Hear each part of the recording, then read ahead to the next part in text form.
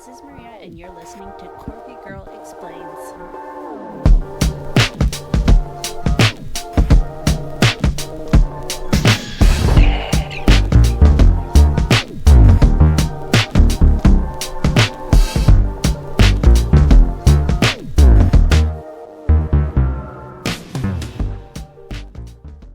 Hey everyone, thank you for listening to The Quirky Girl Explains. My name is Maria, and over across from me is Michael. Hey, How's it going? not bad. How are you? I'm good. Are you ready? Yep. This episode is episode 7, and I was thinking maybe we could talk about some small articles that I found on the internet that I found were kind of funny. Some were kind of strange. All right. So let's get into it. Great. So I found this article on npr.org. All right. And before I say anything, do you remember the Notre Dame fire? In France? In France, the church in France that burned down. Well, I did know that there was a fire there. Yeah. Yeah. And it happened around just before COVID, so it was more than about 3 years. Okay. It's been more than 3 years. I did hear about it. Yeah. So this article is actually came out in March, that during the rebuilding work that was being done from the fire damaged spire of North. What's spire? Spire is just under. It's like a. Oh, I just had it here. Hold on. So the spire was located above the cross section of that spike that was just above the church. Okay. Yeah. Had two. They had the church itself had 2 timber spires. So one of them that they were working on, at the time when they were rebuilding, they were I guess during the fire, when it fell, it damaged the bottom half, ground level. So the workers, when they went to go and fix that area, they discovered a sarcophagus. Oh, really? A coffin. Okay, that I did not hear. No, and it was buried about 2 meters under the floor. Wow. And this area was never obviously. It wasn't discovered until recently because there was damage, but nobody actually went looking through. Mm-hmm. And they found a couple of things. Really? But the sarcophagus, at the time that I found this article, they didn't open it yet. Really? So what they ended up doing, is they got one of those cameras, those small little cameras, and they went inside. So it does look like there's some kind of remains inside, but they haven't yet opened it. I think they're still in the process. I don't know if they're in the process of opening it yet, or they're still trying to look at it, the outside of it still, or testing it. But it would be, because this church is over 850 years old. Yeah. So part of the article, so during the fire, the vaulted ceiling crashed to the floor and opened up a 19th century heating system, and underneath the series of layers, those layers contained the coffin, among other objects, including painted scriptures, and that were discovered in March. So this was in a wall somewhere? No, it was the ground, the bottom. Oh, the actual floor. So the spiral, when it crashed, it damaged the floor. So they're trying to start from the bottom up again to rebuild and try to keep as much of the original structure intact. But when they removed the spiral from the ground, they noticed underneath the floor this sarcophagus. I think a different article said that there was some coins, old coins. There were paintings. There were little those really old vase things. They were pretty, people put them there purposely, never to be found. Really? Yeah. But experts were speculating that the discovered sarcophagus dated back to the 14th century. Wow. Yeah. Do they have any idea why it was there, or who it is, or who might have put it there? As of when I found this article about a month back, still not has anything. I can't really Google anything. It doesn't really pop up. Do they think there's any more? Because this sounds like I don't know how big the fire was. It sounds like it damaged a lot. Oh yeah. Yeah. You think that they should keep looking? Do they think there's any more hidden in other parts? That's for them. They probably are a little bit suspicious now that they found this one. Yeah. And how it's a church, so like this person, if it's a person, could in fact be someone very important but also someone that they just didn't want anyone to find. Yeah. Yeah. Weird. It's kind of suspicious. Oh, so in the article, it does say, yeah, we were able to send a small camera inside which shows cloth remains, organic matter, which as hair and plant remains. Plant remains. Plant remains. So like some you know how on like I guess when something goes bad, yeah, quote unquote, it goes bad. Sometimes like fungus grows on the mold. Yeah. So like it was old enough that it was, obviously it has to be old enough for like it to have plants, but there's still hair.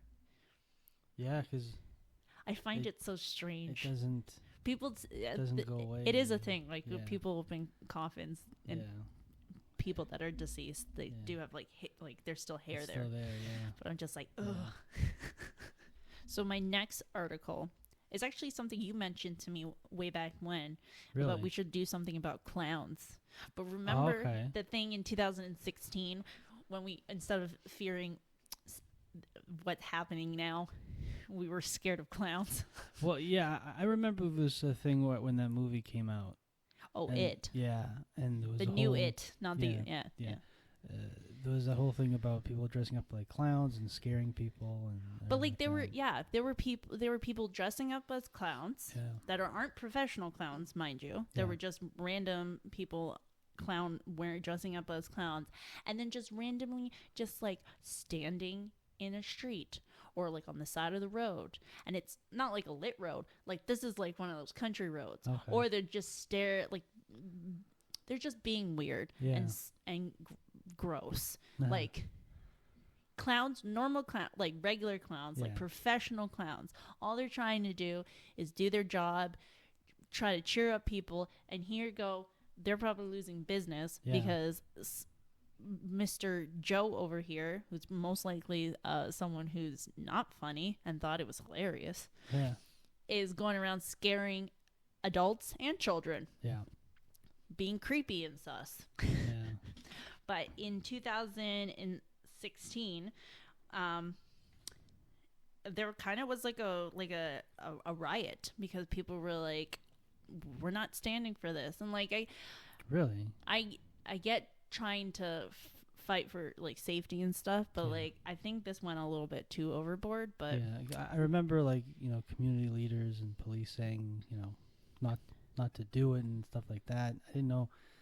They didn't want, what's it called when you don't be a hero, but like what's it called? Vigilantes. Yeah. So like obviously they don't want people to get into harm's way. Yeah. They know that the people dressing up like creepy clowns are just being idiots. Yeah. And they don't want people. But the clowns never actually hurt anybody. They were just scaring. No, they were just scaring. Yeah. I'm not gonna lie. I'm pretty sure I told a few people that was like, if I see a clown, I'm gonna like. Really? Right, but you say it. I've never seen one. I don't know if it was big around here though. Oh no, there was nobody. I doubt anybody around here was doing anything. Mostly in states, or is it? Well, yeah, I think most of it was in the States. The riot itself happened in Penn State. Penn State. Penn State, I'm assuming, is a university. Is that because Pennywise? Oh my God! If that's the case, that's ridiculous. I don't know. I didn't even think about that. And where's Penn State again? Good question. Let me check. Well, I just searched it, and I'm an idiot because it's Pennsylvania. Pennsylvania, yeah. Duh. Makes sense.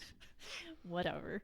So this article I found online, but I just realized I did not write down where. So give me 5 seconds. So I found this article on the Guardian website. Okay. So by the time 500 people were angrily combing the streets on October 3rd, looking for dangerous cosplaying in what is now being called the Penn State Clown Riot. It was clear the had a serious clown problem on its hands, but it's not the one you think. As reporters were quick to note, in the case of the Penn State incident, no clowns were located in the clown hunt, and no evidence was found to suggest that evil clowns were even there to begin with. The clown hysteria seemed to resolve around two nightmare scenarios. The one is that the group of people dressed as clowns were preying on children, and second is that evil clowns who seem to reprise their people dressed as clowns or professionals who make it their job to dress as scary clowns are somehow straying outside as professional purview and creepily wandering the streets. But there is no evidence anywhere that either of these scenarios are actually occurring. There is no evidence that the ring of people dressed as clowns are preying on children. There is no evidence that evil clowns exist and are currently taking to the streets. That wasn't stopping people from reacting to the hoax clown sightings across the country, possibly contributing to the fatal stabbing of a 16-year-old boy in possession of a clown mask. How messed up is that? So he was he in costume, or no, did he just had a mask? And someone decided to stab him. This is why the police are telling people don't freaking what was the word what you call them? The people that take things into their own hands. Vigilantes. Vigilantes. Yeah. Like, why? That's crazy. He was a little boy. Did the guy die? No, he died. Yeah. Fatal. It's just mind baffling. Yeah, it's like creepy clowns. They're weird. And I don't understand like why people think it's funny or smart to do this. Like both sides are messed up. Like I don't understand. Like, they have nothing better to do in at Penn State than to do this. Most of these people are like what, underage drinkers. And then like, well, let's see. This is funny. If you're in college or university, you should be like, I don't know, maybe studying and not dressing up as clowns for fun. 90% of these people were probably failing in their classes anyways to begin with. So yeah, let's be real here.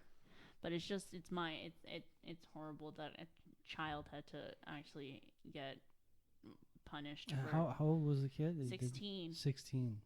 Was that grade 10? Frig. Pretty much. Well, that's the article. Wow.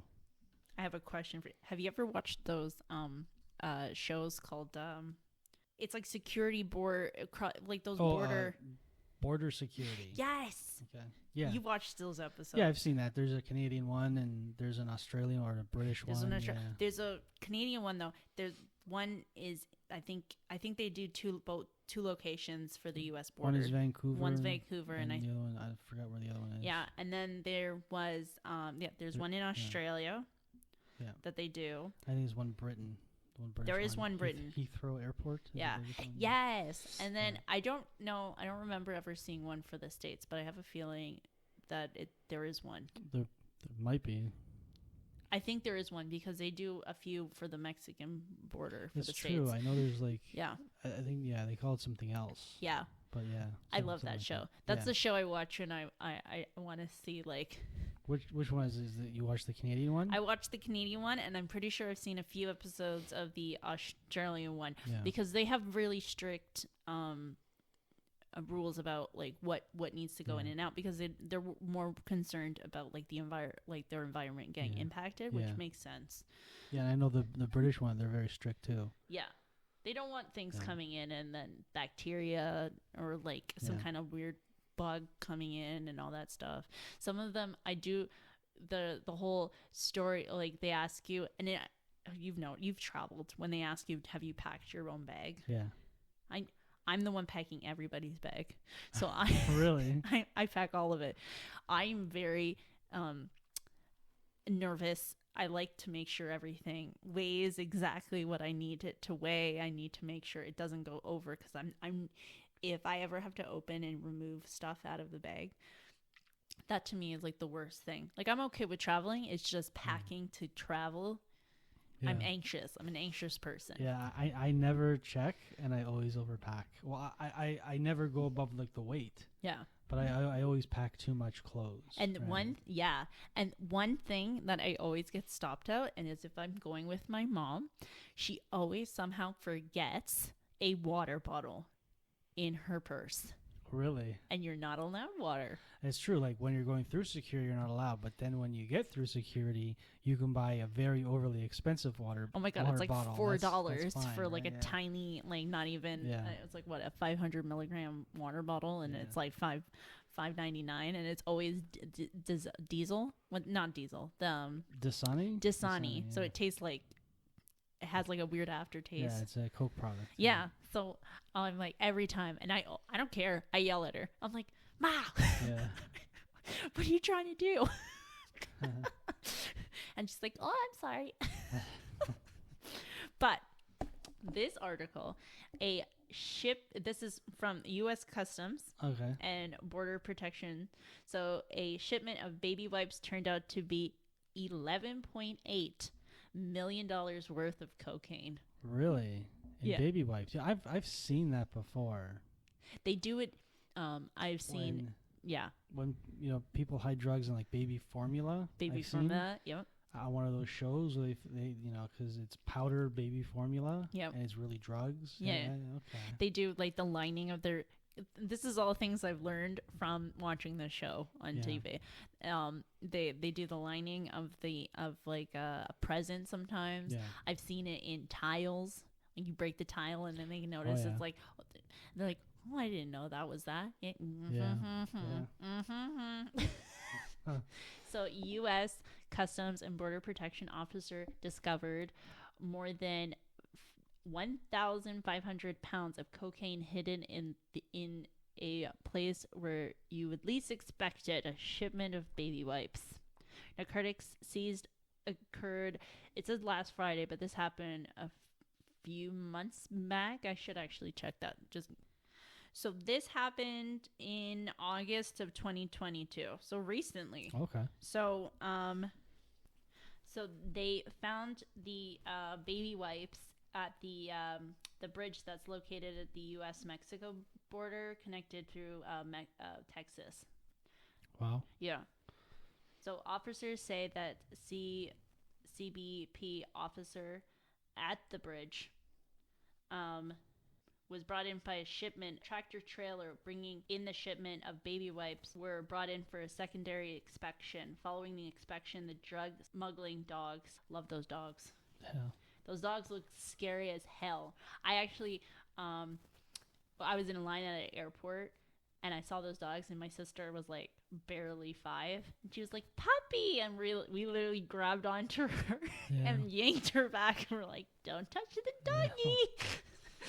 Try not to scare her, but like, don't touch the doggy. I don't think they are actually going to attack. Would they have attacked her? I don't think so, but the handler would obviously say, screamed at us, saying, don't touch my dog. Yeah. But so so the dogs went through, and then obviously they did what they were doing. Yeah. And out of the 1,935 packages, over 1,532 pounds of it were obviously cocaine. Yeah. Yeah. See, that's like for drug dealers, they probably think, oh, it's obvious that it's good to hide stuff in baby products, because who's going to suspect baby products? But it's possible that it actually did come through that way, and they were like, okay, let's keep going, let's make the load bigger. But here's the thing, like, when Border Patrol people, they must know that. They must know that, oh, these drug dealers think that they can put it in baby products. They got to think like them. Exactly. Oh, yeah. Because who's going to suspect it? So that they should be checking all the baby products, They gotta be checked. There's the things you wouldn't even imagine because we're normal people. Yeah. When I'm watching that show, that Patrol show, I'm like, who even comes up with these things? Like, they open gift, like, you know how like you buy a present for someone, you're going to, oh, let me, like, the family member ships it to the person, Yeah. pre-packaged. And like, I feel bad for the ones that are like, oh no, they're safe, but you had to get, the package was completely, the wrapping had to be completely destroyed because they couldn't see through whatever packaging they put in that gift, because the amount of times they probably found something in that gift for grandma giving the gift to their grandchild, Yeah. wasn't actually the gift. Yeah.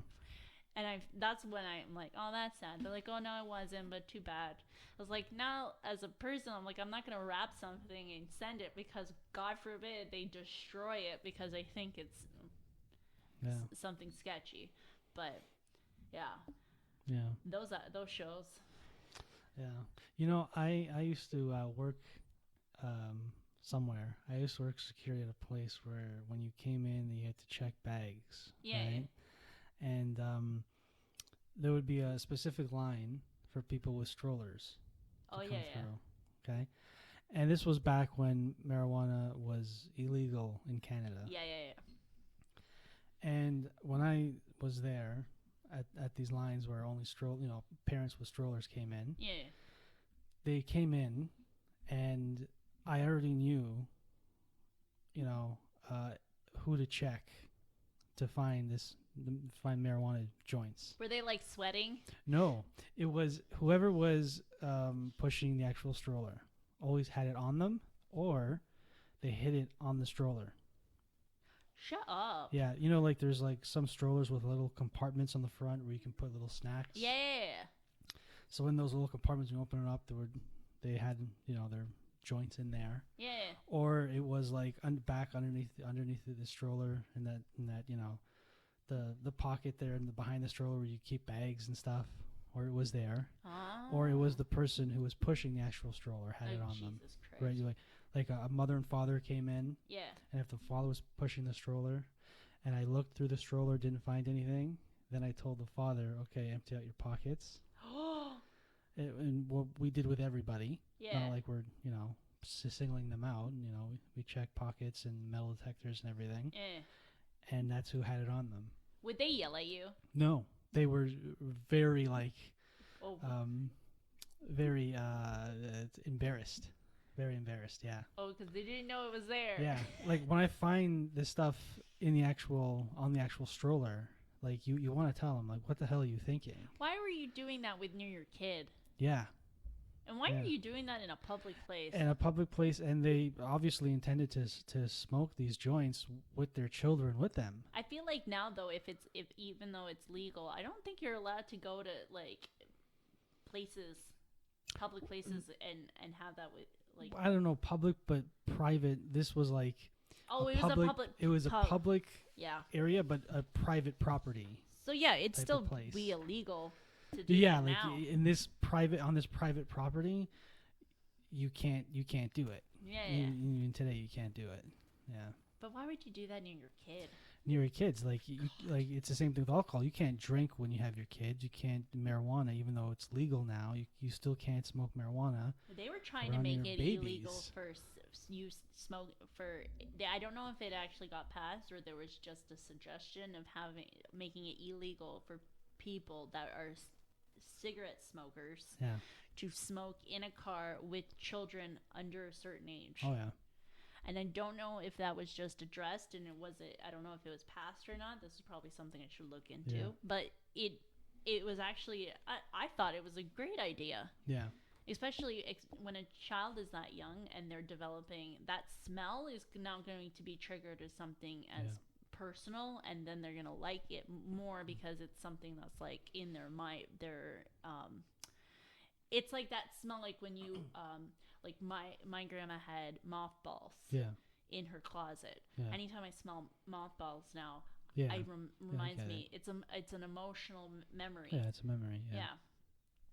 people hate the smell of mothballs. I smell it and think, oh, it was my Yeah. grandma, Yeah. right? So like you smoking near your kid, especially at that age, then they're gonna grow up. Oh, I'm gonna smoke because this is now it's stimulating that part of your brain that's like an emotional. Yeah, I mean, our sense of smell is like the best memory trigger. Yeah, so you're smoking, and then you're freak out if you're that person that freaks out that your kid's smoking. Yeah, you know, a funny thing, you know, like you're not allowed to smoke in like work trucks because wouldn't it be the same? It's considered like work, you know, like company vehicles. If it's a company vehicle, you're technically not allowed to smoke in a company vehicle. That's a good idea. Yeah, that's smart. They were but thinking about like that nobody really enforces that because people No. smoke in their cars all the time. Yeah. So. So the last story, I found it on Associated Press, but they found it on California Daily Life. Okay. So this is a upbeat story. Okay. So it starts. The two worked at night after the day's business was gone. The lovingly crafting details show Han Solo's face and hands trying to reach out. So these people made I want to say life-size bread sculpture of Han Solo when it's in the episode where he gets trapped by that blob guy in that, was it kind of some kind of metal. Okay. And he's all like trying to be like, no, and then he's like, that's just that face. And I can post it on my Instagram and on my Twitter. Big trash compactor, is that the scene where they're all there getting squished? No. This is the episode where, you know, the guy he owed money to? Yeah, He traps him in this. You're talking about Han Solo. Han Solo owed this like blob guy money, and then he got trapped in like some kind of like metal statue. Oh, okay. Because he was supposed to be on display. So these bakers in California built this like, wait, is it California? No, yeah, it was California. They built this bread of him. Really? And she did it out of bread. She made it out of bread. So she did it in her bakery. Yeah. Han Solo was particularly meaningful, she told the paper, because she contracted COVID-19 and lost her taste. The sculpture is now on display outside of the bakery located about a half-hour drive from San Francisco. Okay. I'm assuming San Francisco is close to California. What? Is it? Why are you making fun of me? Because San Francisco is in California. I'm an idiot. We learn something new every day. Okay. Han Solo is the bakery's entry at annual downtown scarecrow contest. So it's for a contest. The public will get to vote on their favorite from among more than 24 creations entered in by local businesses. The Pervans, who are the big science fiction and fantasy fans, entered another Star Wars themed creation back in 2020, featuring the Mandalorian and Baby Yoda. Unfortunately, Han Solo won't last forever. The dough eventually will be composted, not eaten. So, as the wise Jedi might warn, don't use the fork, Luke. Don't use the forks, Luke. Because they're not going to eat it? But that's interesting. Yeah. It's kind of sweet. And you can see the photo online, and I totally put the website in. But it's cute. It looks like it. That's good. I love how many mess ups I did in that story. Yeah. Any questions? Questions, concerns? No. Anything for next episode? Any ideas? I don't know. Why? Do you have any ideas for next episode? No. No? I'm just finding weird stuff now. Really? I've gone past the long stories because they've messed me up so many times, and I'm just going to find weird news articles about weird stuff that I find. Oh, yeah? Which is the premise of this podcast, so why not? Yeah. Oh. Any more crime stories? I can do a crime story. Yeah. Let me look at that. Yeah. Maybe we'll go all weird back in 2020 and start watching crime docs. We can do that then. but the really old, maybe like lesser known old serial killers or weird murder stories. Yeah. We'll do one full episode. I'll do randomly just one episode for now, and then we'll see how it goes. Sure. Yeah. Well, thanks for listening, though. Or thanks for sitting here with me. No problem. Yeah. You're welcome. Aw. This was Quirky Girl Explains. Have a good one, everyone.